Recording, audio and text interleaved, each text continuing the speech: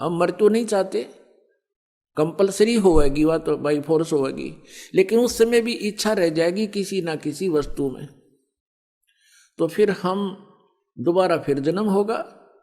जहां आशा ता बासा होवे और मन कर्म वचन सुमरियो सोए। अब जहां आपकी आशा रह जाएगी वहीं आपकी फिर दोबारा जन्म हो जाएगा। तो यहां परमात्मा हमें क्या बताना चाहते हैं कि जैसे आपके ऊपर कोई किसी प्रकार का भी कष्ट है, जैसे कोई प्रारब्ध में आपका दुख आ गया है और जिससे आप परेशान हो, आप यहां आ गए हो, परमात्मा अपने हिसाब से आपका वो बाधा दूर करेगा। ये वो समर्थ परमात्मा है, आपको एक सेकंड में सब सुख दे सकता है।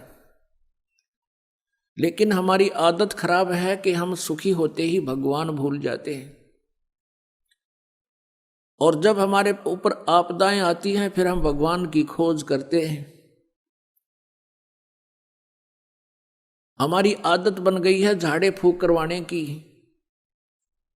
हम हैबिचुअल हो गए हैं कि किसी पर कोई कष्ट हुआ, किसी ने जाके झाड़ा लगा दिया, बस झाड़ा लाने वाले को दे दिए 100 रुपये जो उसने मांगे, कुछ राहत मिल गई तो अच्छा है, नहीं तो वो अपने खुश हम अपने खुश, बस इतना काम है। लेकिन यहाँ ऐसा नहीं है, यहाँ आपका वो दीर्घ रोग काटा जाएगा जिसके लिए आपको रेगुलर ट्रीटमेंट की आवश्यकता पड़ेगी। और परमात्मा के दरबार में आने से जो इच्छाएं आपकी हैं वो तो सबतः पूर्ण होंगी। जैसे किसान गेहूं बीजता है, अपने आत्माओं आप इस तत्व ज्ञान से परिचित होजिए, इसलिए आपको रह रह कर बुलाया जाता है ताकि आपको इस ज्ञान से पूर्ण रूप से परिचित कराएं और आप फिर परमात्मा में रुचि रखें और विचलित ना हो। इसलिए आप जी को यहां बार बार बुलाया जाता है। अब परमात्मा के दरबार में आने से आपकी जो, जैसे किसान गेहूं बीजता है, उस किसान का गेहूं बीजने का उद्देश्य क्या होता है? सबसे पहला उद्देश्य तो उसका ये होता है कि मेरा परिवार भूखा ना रहे, हम भूखे ना मरे, हमारा पेट भरे। उसके बाद अब जैसे इस उद्देश्य से ही गेहूं बीजा जाता है, और फिर क्या होता है, अब गेहूं बीज दिया तो सबसे पहले उसका तना उत्पन्न होता है, फिर उसके बाली आती है और बाली में फिर गेहूं होते हैं। पहले पौधा उगता है, तो जो पौधा होता है वो भूस बनता है, और बाली में जो गेहूं होते हैं वो जीवनदाता अन्न होता है।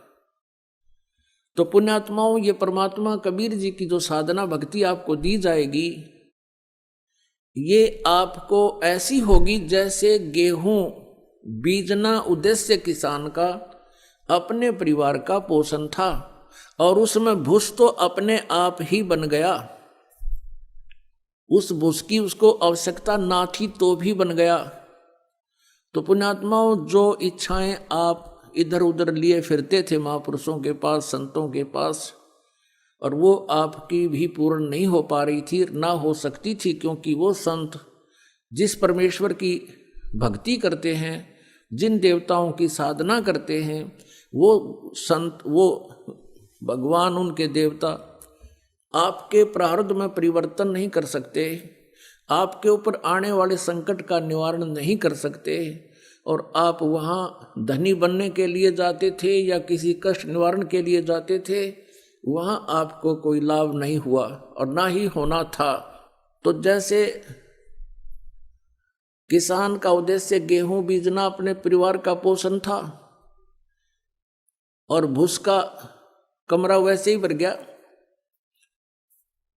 जिसकी उसको इच्छा नहीं थी, लेकिन तो भी मिल गया। पहले भूसा ही तैयार होता है। तो पुण्यात्माओं, आपका उद्देश्य यहाँ पर जन्म और मृत्यु का रोग कटवाना ही होना चाहिए।